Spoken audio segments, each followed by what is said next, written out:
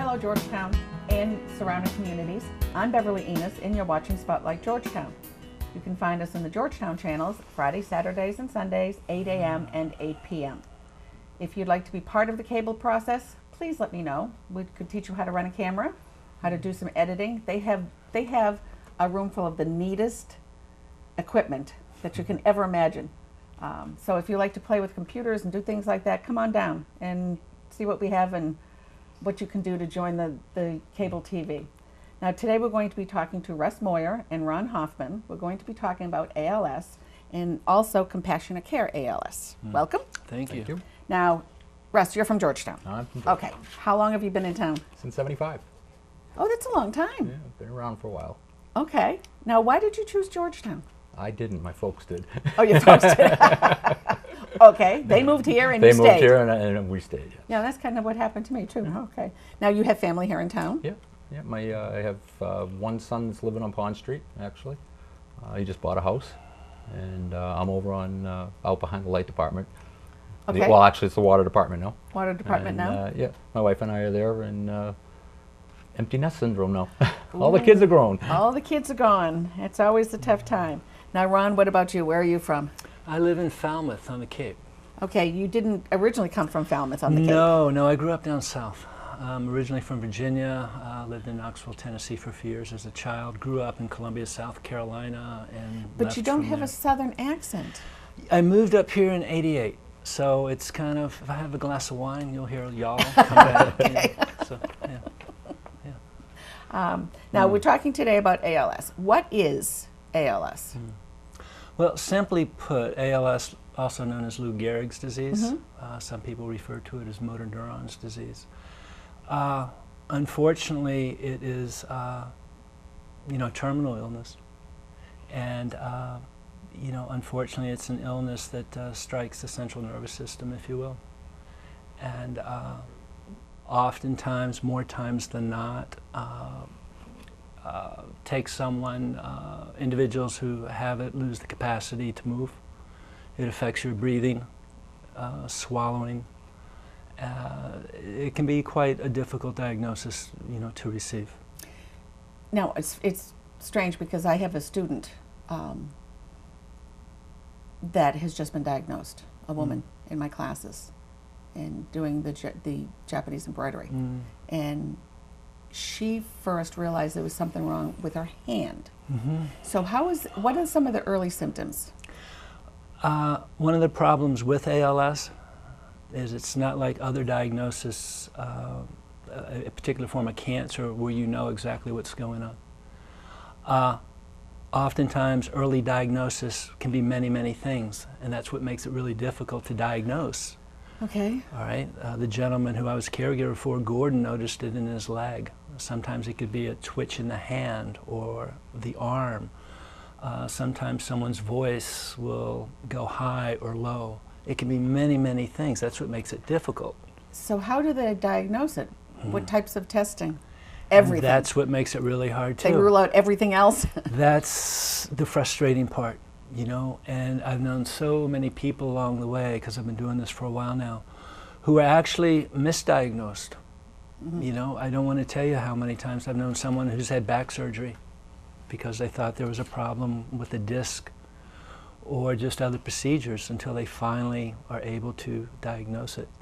We have a wonderful lady in Georgetown that has MS that we've had on the show before, and MS is a similar disease in that it's very difficult to diagnose. Yes. You think it's 3 or 4 other things before you ever actually come down to find out what it is. Sure.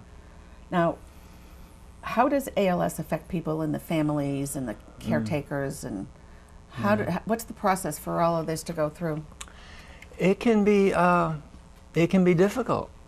That said, what I have found is that we all have a different capacity to be in this world. And then, of course, when a family is involved with or working with a terminal illness like ALS or any catastrophic circumstance, it can be incredibly challenging. So part of what we do at Compassionate Care ALS is try to support people not only with items and things and medical equipment, et cetera, which we'll talk about, but just to support them from an emotional standpoint.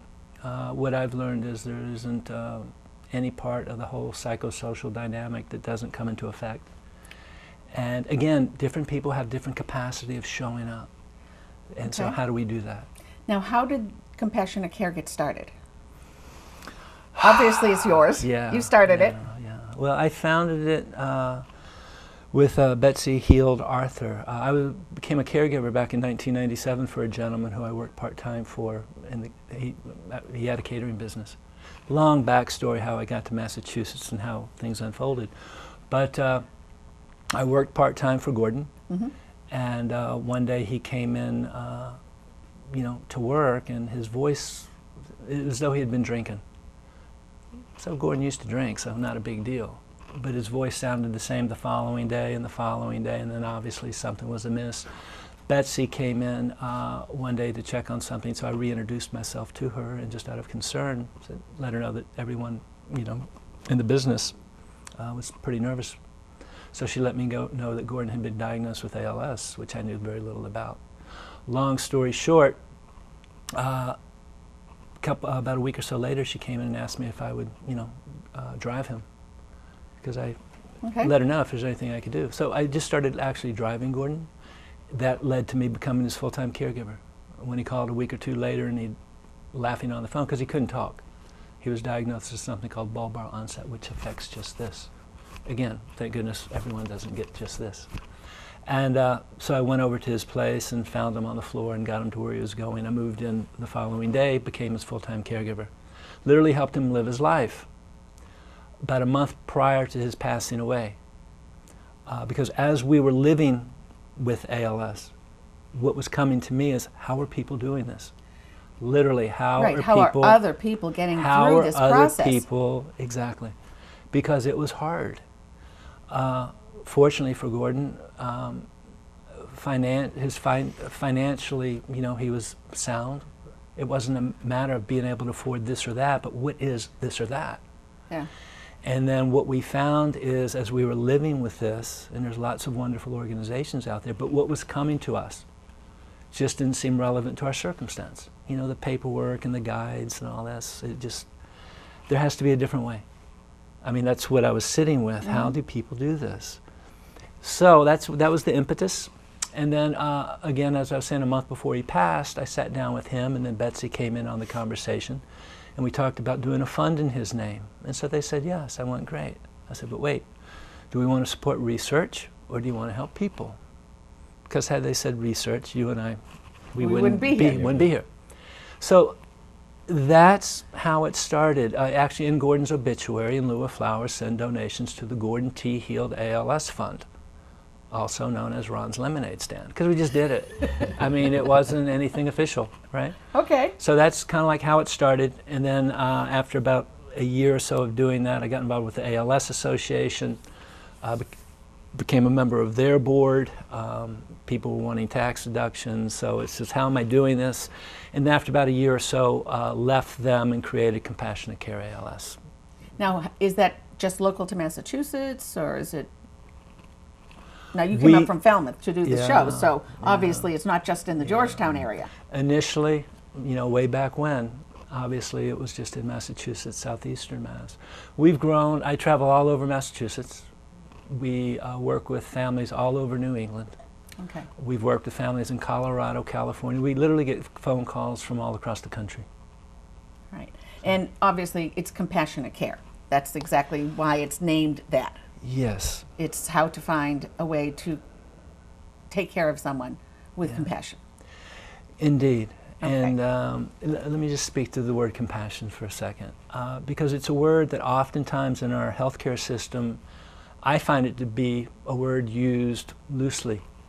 You see the word, and then I invite people to inquire, well, what does that mean? And for me, compassionate care is to have the ability to truly show up for people. Okay. And to really witness people without trying to get in the way, without trying to be big. Because it's not about me, it's not about our staff, it's about showing up for families in an extraordinary circumstance. And witnessing and just holding that space for people without trying to fix their circumstance. Now, during this whole time, they're seeing their physicians and going through whatever treatments. Sure. Now, you talked about a relational model. And what's that? And why is it so important? Well, for me, what a relational model is, it means everyone's different. Okay. So one, what we bring to this family over here can look completely different to what we bring to this family here, service-wise. And people are in different places, especially, I think, someone who's received a diagnosis, a terminal diagnosis, and how they respond to it. So to be the same way with everybody, because everyone's uniquely different. Okay. But at the same time, what's most important is to still show up, alrighty? But realize this person's capacity to hear or to ask a question can be completely different than maybe yours. And is part of that the way that the disease affects people differently, or the way that the families deal with it differently? I would say the way families deal with it differently, which has a lot to do with how the disease itself is manifesting itself. Because the difficulty, what happens oftentimes with people who are diagnosed, they're going to go online, they're going to read all the material, and it can be incredibly scary. Okay? And oftentimes that's what we run into. So one, what I offer to them, and again, we don't give advice. I don't like the word. Okay. Counsel is a different way. And you don't call them patients or clients? It doesn't sit with me well. I don't want to be a patient. I'm a person who happens to have a particular difficult circumstance and illness. I have the same issue with the word victim. Yeah. You know. Yeah. So this way it's a person.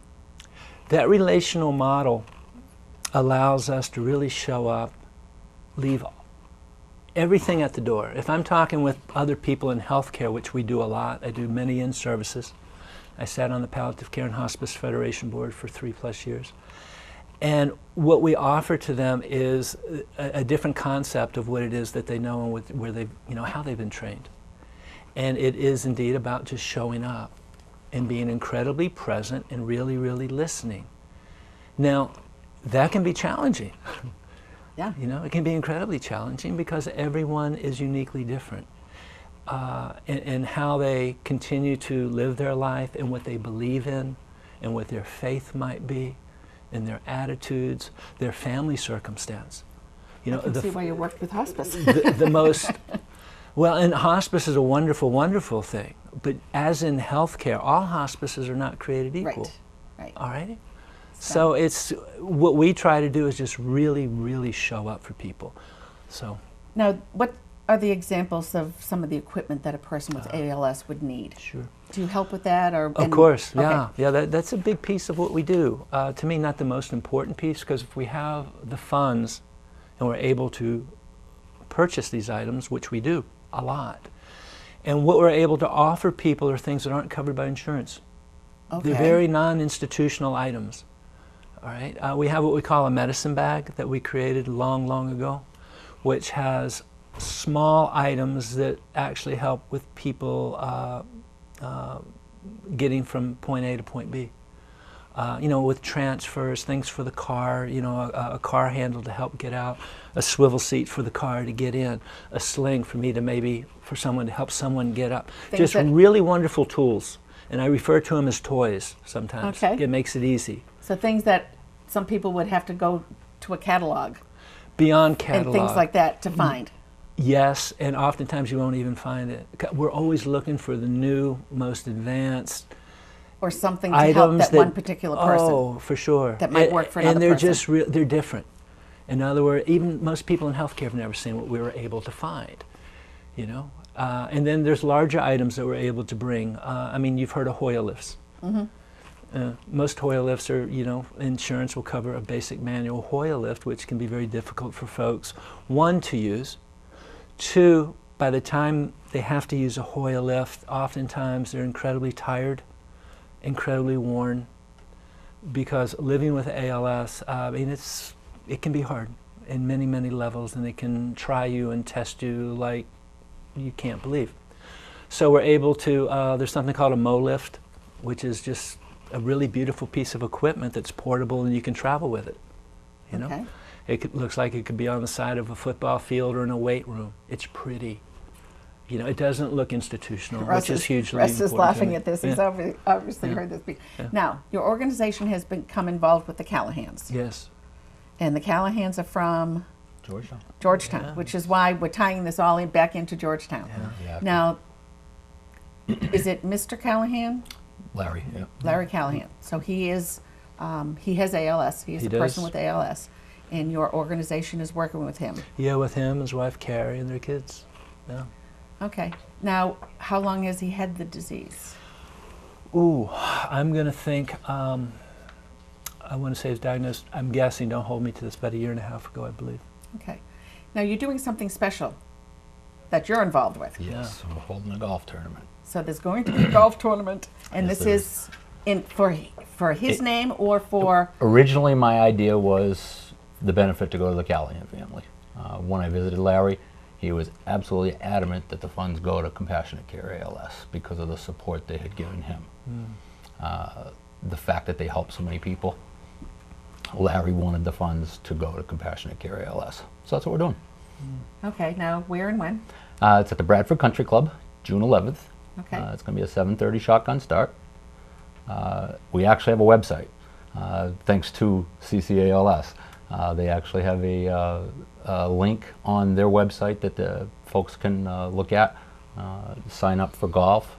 They can sign up to sponsor holes. They can donate if they just want to donate. We're looking to make this a big deal. Now, how did you get involved with the Callahans? We go way back, actually. Do Larry and I coached together up through Little League. His sons, my sons.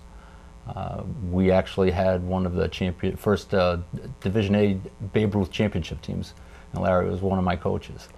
And watched the kids grow up together, had a blast. We actually had a reunion in December of that team. Kind of a positive thing for Larry. We got Larry out at Sports Depot, hosted it for us. It was on a Sunday, so we watched the Patriots. We had the main dining room down there. All the TVs were on. We watched the Pats. Got all the kids together. Most of the coaches. We had almost the whole team there. We had a great time. A lot of fun. We ate. We got to see the kids now as grown-ups. Oh, I can imagine. Out of college, working. Yeah, it was a lot of fun. Yeah. We had a really good day. Larry had a smile on his face all day. It was a good day. And when you do things like coaching, you always picture the children the way they were when they were children that you worked with. Yeah. And now all of a sudden you get to meet them as Adults. real adult people, Yeah, no longer children, exactly. people on And it their was own. really cool. Yeah. So, It was a 10-year reunion, so it was kind of all tied in really nice. oh, nice. I mean, but we had them as 14 and 15-year-olds, and now they're 24, 25-year-old kids. Well, kids. Now, other than the golf tournament, are you involved at all in the organization? CompCareALS? No. Okay. No, I got to meet Ron we had our first meeting up at the VFW, and Ron came up, and I got to hear a lot of the stories that he just told here. I was very impressed, and knew that this was the right way to go. So this is for Larry, but it's actually It's going. for Larry, but the funds will be going through CompCareALS. And again, they are supporting the Callahans immensely. So I'd love to see the town step up a little bit and help them out. Okay, and again the date, June 11th at Okay. the Bradford Country Club. which is what day of the week? It's Monday. Monday. Yep. Usually tournaments. Got to are take a day on off. Mondays. How can people contact your organization? Oh, you can call us. Our website is ccals.org, Okay. ccals.org, and I don't call my office often, 508-444-6775. Okay, so they can contact you there. Now, the website, is that the ALS website? Go to our website, ccals.org, Okay. and on our right-hand side, you'll see the golf tournament. Just click onto that. Oh, great. Homepage, So front they can right. do this online? It's Oh, all of course, intuitive. yeah. Oh, yeah. Absolutely. Oh, how easy can it be? Yeah. And one of the things about meeting the family, meeting the Callahans, it just reminded me of the importance of our work. And I remember sitting there sharing with them, which I do my best to share with everyone. And it's a matter of, you do not have to recreate the wheel. Yeah. You don't have to do this by yourself.